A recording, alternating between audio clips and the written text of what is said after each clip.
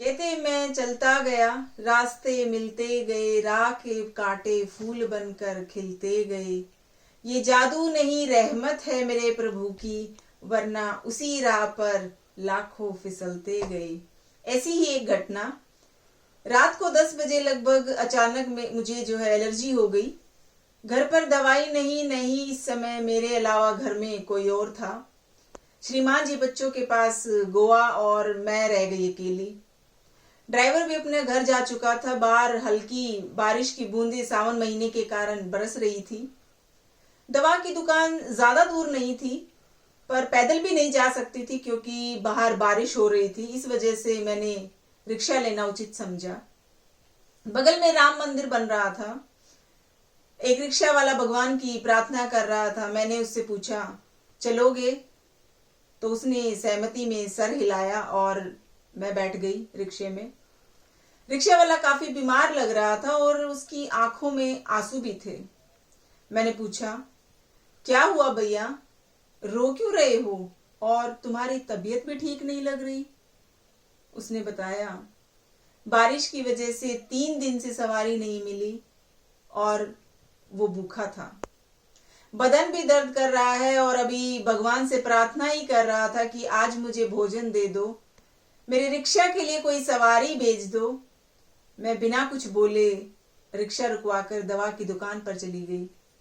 वहां खड़े सोच रही थी, कहीं भगवान ने इसकी मदद करने के लिए तो नहीं भेजा मुझे, क्योंकि यदि एलर्जी आधे घंटे पहले उठती तो मैं ड्राइवर से मंगवा लेती और मुझे बाहर आने की जरूरत ही महसूस नहीं होती। और अगर पानी नहीं बरस रहा होता तो मैं रिक्शे में नहीं बैठती। मन ही मन भगवान को याद किया और धन्यवाद दिया।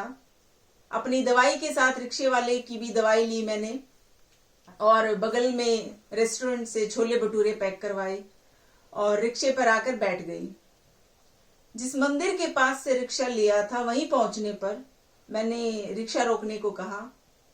उसके हाथ में रिक्शा के 30 रुपए दिए, गरम छोले भटूरे का पैकेट दिया और दवा देकर बोली, खाना खाकर यह दवाई खा लेना और 1 गोली ये दोनों अभी और 1 कल सुबह नाश्ते के बाद।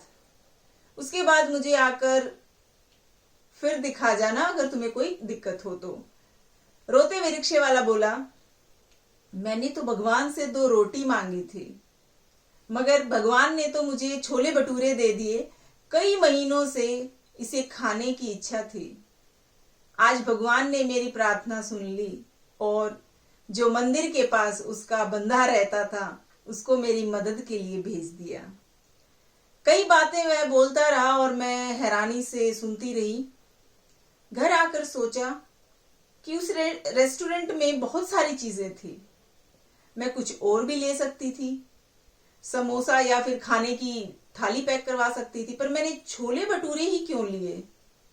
क्या सच में भगवान मुझे रात को अपने भगत की मदद के लिए ही भेजा था? हम जब किसी की मदद करने सही वक्त पर पहुंचते हैं तो इसका मतलब उस व्यक्ति की प्रार्थना भगवान ने सुन ली और हमें अपना प्रतिनिधित्व बनाया, देवदूत बनाकर उस मदद के लिए उस व्यक्ति के पास भेज रहा है।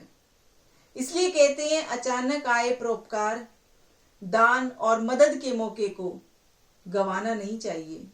क्या पता ईश्वर ने आपको मौका दिया हो अपना प्रतिनिधित्व बनाने के लिए और उस रूप में आपको किसी की मदद करने के लिए। तो दोस्तों, मुस्कुराना, शुक्राना और किसी का दिल न दुखाना। बहुत जल्द फिर से मुलाकात होगी एक नई कहानी के साथ। तब तक के लिए अपना ख्याल रखिएगा।